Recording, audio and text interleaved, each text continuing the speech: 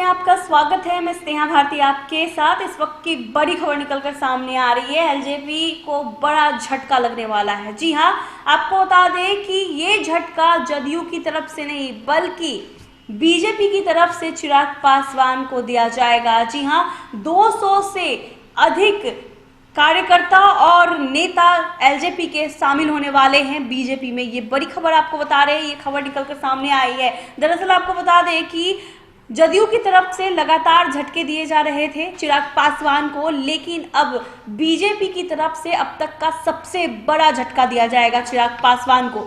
अनुराग के पास चलते हैं, क्या कुछ पूरी खबर है जानते हैं। बिल्कुल स्नेहा, जो आपने कहा कि चिराग पासवान को फिर एक बड़ा झटका लगने वाला है, बिल्कुल बड़ा झटका लगने वाला है, क्योंकि 200 पार्टी के कार्यकर्ता और जो पदाधिकारी हैं वो बीजेपी में शामिल होने वाले हैं। बीजेपी के प्रदेश अध्यक्ष डॉक्टर संजय जायसवाल जो है आज उन्हें सदस्यता दिलवाएंगे। 200 बड़ा झटका है स्नेहा। और ये जो है पश्चिम चंपारण की खबर है। दरअसल पश्चिम चंपारण जिले में जो है पार्टी को बड़ी टूट का सामना करना पड़ेगा, क्योंकि आज 200 कार्यकर्ता और पदाधिकारी शामिल होने जा रहे हैं। इस वक्त की ये बड़ी खबर हम आपको बता रहे हैं, साथ ही साथ पूरी बात बताएंगे अपने दर्शकों को कि आखिर क्या कुछ हो रहा है लोजपा के अंदर, किस तरह से टूट मची हुई है। बीजेपी का ये पहला झटका नहीं है स्नेहा। इसके पहले एमएलसी नूतन सिंह, जो नीरज सिंह बबलू जो मंत्री हैं बिहार सरकार के, उनकी पत्नी जो है बीजेपी में शामिल हो चुकी हैं। और विधान परिषद से जो एकमात्र सदस्य थी लोजपा की नूतन सिंह, उनका सुपड़ा साफ हो गया और जो है एलजेपी का विलय बीजेपी में हो गया। तो बीजेपी ने तो पहले ही झटका दे रखा है। और जदयू के बारे में तो आप जान ही रहे हैं कि किस तरह से जदयू झटके पर झटके दे रही है। जदयू की तरफ से 208 कद्दावर नेताओं को तोड़ दिया गया था एलजेपी के। आपको याद होगा किस तरह से जेडीयू ने 208 नेताओं और कार्यकर्ताओं को तोड़ा था, जिसमें कई बड़े नाम शामिल थे। केशव सिंह तो शामिल थे ही, जो प्रदेश महासचिव थे। प्रदेश महासचिव स्तर के कई अधिकारियों समेत जिला अध्यक्ष लेवल के कम से कम 15 पदाधिकारी लोजपा के जेडीयू में शामिल हो गए थे। तो बड़ा झटके पर झटका। जिस तरह से पिछले दिनों आपने स्नेहा आपने दिखाया भी था, हमने दर्शकों को दिखाया भी था कि किस तरह से चिराग पासवान ने जो बैठक की थी उसमें वो भावुक हो गए थे। बिल्कुल, क्या कुछ हुआ था स्नेहा पहले दर्शकों? चिराग पासवान ने पिछले दिनों बैठक रखा था। पार्टी की पहली और अहम बैठक बुलाई गई थी, जिसमें रामविलास पासवान नहीं मौजूद थे, जिस वजह से चिराग पासवान भावुक भी हो गए। जी हाँ, अपने पिता को याद करते हुए वो भावुक हो गए और बोले कि ये पहली ऐसी मीटिंग है जिसमें पापा नहीं है। बोलते बोलते वो रो पड़े मीटिंग के दौरान ही। लेकिन आपको बता दें कि चिराग पासवान ये बैठक यूं ही नहीं रखे। हालांकि उनको पता था कि पार्टी में बड़ी टूट हो सकती है, वो घबराए हुए पहले से ही हैं।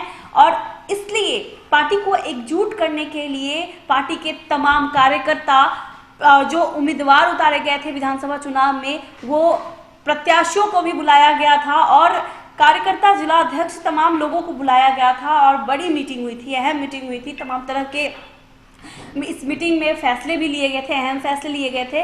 हालांकि आपको बता दें कि चिराग पासवान जब मीडिया से बातचीत किए मीटिंग के बाद, जब वो बाहर निकले मीडिया से बातचीत किए और नूतन सिंह पर सवाल किया गया कि पार्टी में जो एकमात्र एमएलसी थी नूतन सिंह, वो बीजेपी में शामिल हो गई, उस पर आप क्या कहेंगे? मीडिया के द्वारा जब सवाल किया गया तो चिराग पासवान कन्नी काटते हुए नजर आ रहे थे। चिराग पासवान ये कहते हुए नजर आ रहे थे कि नूतन सिंह हमारी छोटी बहन की तरह है और इसे पार्टी से जोड़ के मत देखिए, राजनीति से जोड़ के मत देखिए, परिवार है, रूठना मनाना चलता रहता है। इस तरह से बात को घुमा के वो मीडिया से बच के निकल गए। लेकिन अब जब बीजेपी की तरफ से बड़ा झटका लगा है तो चिराग पासवान क्या कुछ कहेंगे, ये देखने वाली बात होगी।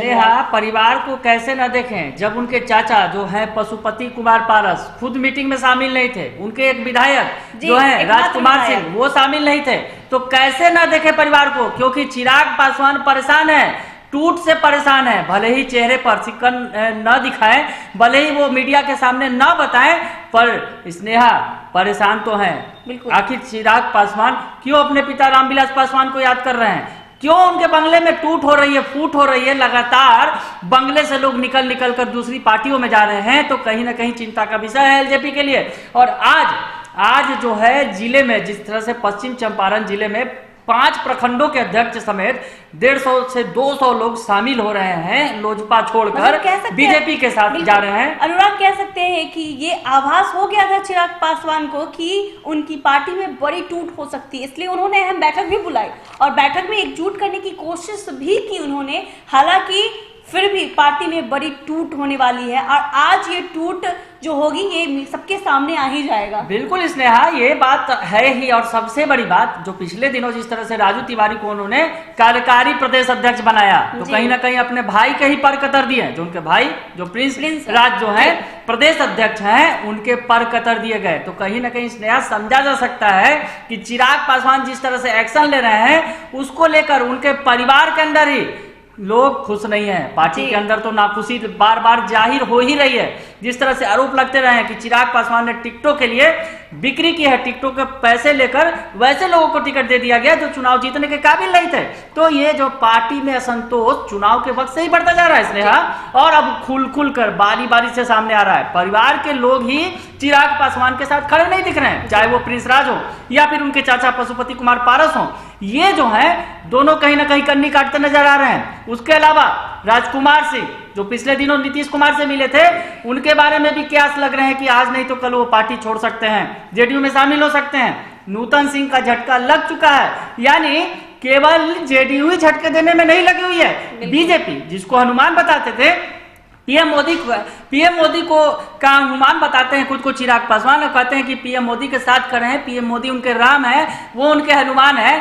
पर बीजेपी कौन सा ये रिश्ता निभा रही है भाई? आखिर बीजेपी ही झटके पर झटके दे रही है। एक एमएलसी थे तोड़ लिया, और अब आज 208 जो पार्टी के नेता कार्यकर्ता शामिल हो रहे हैं। हालांकि जिस तरह से पिछले दिन आपको याद होगा इसने कि 208 लोगों को जेडीयू ने तोड़ दिया, तो पार्टी के नेता सीना ठोक ठोक के कह रहे थे कि कोई बड़े नेता नहीं गए हैं, वार्ड कमिश्नर का चुनाव हारने वाले गए हैं। अब आप स्नेहा समझ सकती हैं कि जिला के अगर अध्यक्ष हैं 10-15 जिलों के, वो चले जाए, अगर आप प्रदेश से लेवल के पदाधिकारी 5-7 थे वो चले गए, तो 20-25 का झटका अगर लगा तो वो कोई ज्यादा नहीं लग रहा है एलजेपी को। तो समझा जा सकता है कि एलजेपी के अंदर छटपटाहट है, भले ही मुंह पर बात कुछ और हो, पर अंदर में बेचैनी है, पूरी बेचैनी है। बिल्कुल, चिराग पासवान की पार्टी का सुपड़ा साफ होने के कगार पर आ गया है, कह सकते हैं अनुराग। जिस तरह से एनडीए से उन्होंने निकलकर विधानसभा चुनाव लड़ा और जदयू के खिलाफ मोर्चा खोल दिया, तो कहीं न कहीं चिराग पासवान का ये फैसला उन पर भारी पड़ गया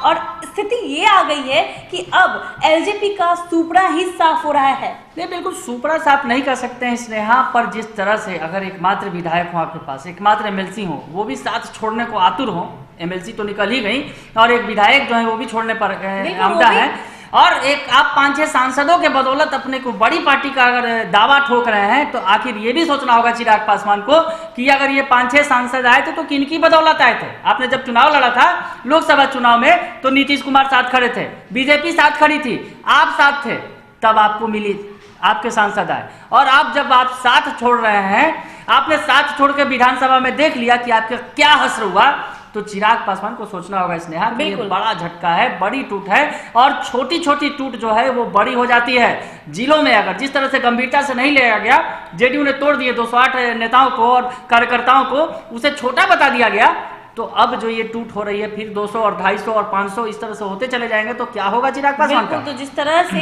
एलजेपी में टूट हो रही है, ये काफी गंभीर बात है। चिराग पासवान को इस पर विचार करने की जरूरत है।